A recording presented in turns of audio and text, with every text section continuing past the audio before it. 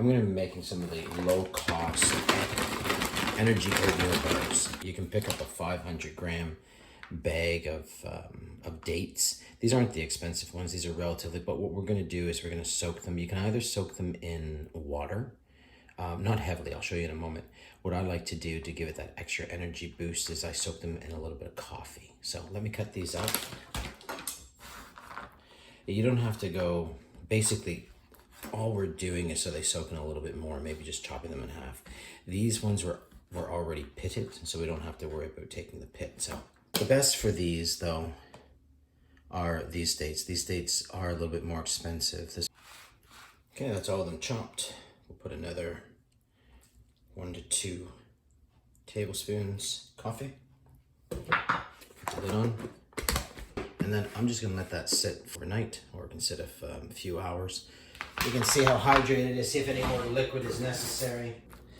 Because we want it to be pliable enough so we can, when we put it through the food processor, it makes like a paste. These are quite dry. Again, if you're gonna use the Medjool ones, probably only need about 2 tablespoons. I'm gonna put a little bit more coffee in here. If one has an issue with coffee, use water. So I'm gonna add about 2 more tablespoons to this batch. At this stage, I'm gonna throw in some chia seeds. Chia seeds are not needed. I just throw them in for the extra nutrition. A heaping tablespoon. I'll just stir those around. I'll put the lid on. Also, in anticipation of making them, I'm going to roast some nuts. I'm gonna put in some almonds, some pistachio, some pumpkin seeds. You can do whatever mix you want. I'm using a mix that I currently have on hand. So I'll probably put 1.5 cups of nuts. So I'm gonna put 1/2 cup of some pistachios. And I'm just gonna roast these, say at 200 for 1/2 hour in the toaster oven. That's what's gonna be going into our bars as well. So what we could do is dates. You could mix with just the nuts. We'll say a little bit of tahini or coconut oil, and you're good to go. You can make some bars out of that, some energy bars. We're taking it a little bit further because we're doing the granola. With medium heat, got about 3 cups of dates, so I'm gonna be using 1.5 cups of oats, and I got 1/2 cup of coconut. Just gonna toast that in the pan. Throw a little bit of cinnamon in, maybe about a teaspoon. While this is toasting now, we have the nuts that we've shelled and we had roasted, and I'm actually going to be putting those in the food processor, which I'm then going to dump into here while these toast. So I'll let this sit over medium heat. We'll get those in, we'll blitz this up to crunch them up. That should do it. So that's what they'll look like.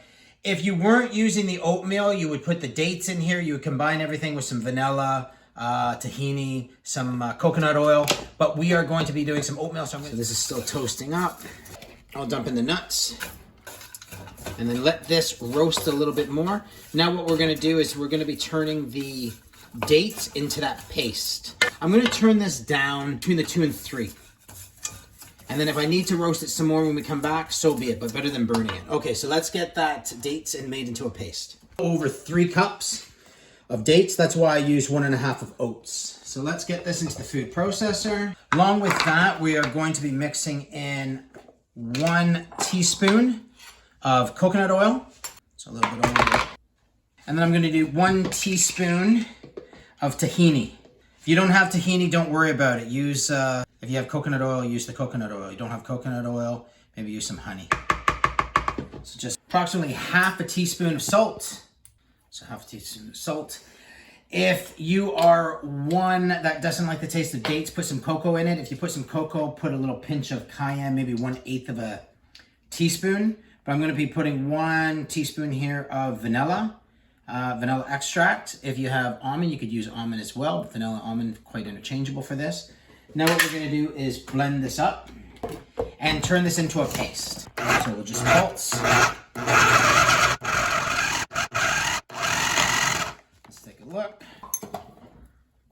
Now, if this happens, I'm gonna add a little bit more liquid. So we added coffee before. In this case, I'm just gonna add some water.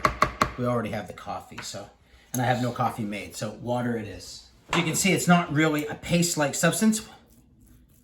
So we're adding about 1/4 cup of water. We have other ingredients that we're gonna be adding it to it anyways. So let's add about just under 1/4 cup of water. And if more is necessary, we have a little bit more there. So let's put this in, see if we can get into that paste. All right, let's take a look. This is also the difference in using the more inexpensive dates that have been dried versus the medjool dates. The medjool turns into a paste quite nicely. Okay, I'm not gonna add any more liquid. As you can see, that's a nice paste. So we're gonna take this to the frying pan. We're gonna heat this up with some natural peanut butter. So we mix those two, and then we mix everything together. All right, so that's nice and roasted. Again, keep an eye on this when you're doing the other things. Multitasking is great, but then if you ruin it, you gotta throw this out if it's burnt. Leave that to the side. Now what are we gonna get into the pan? We're gonna turn that pan just below medium heat. We're gonna be getting those dates in. And again, if you're not doing the oatmeal, you don't even have to put this in a pan. You could have just simply made this paste and then reintroduce your nuts into that paste, blend it, and then you're good to go to either form balls or bars. But because we're doing oatmeal, oh, and you could add the peanut butter in if you wanted to as well. But because we're doing the peanut butter and oatmeal, I'm going to heat this up to melt liquefy the dates a little bit, make it more pliable with the peanut butter. And then reintegrate everything and then form the bars. If you don't want to form the bars, you can form these into little balls too and make them into energy balls. For peanut butter, I'm going to use about 1/4 cup. So I'm going to be putting in 3 to 4 tablespoons of this natural peanut butter. 1 heaping, 2,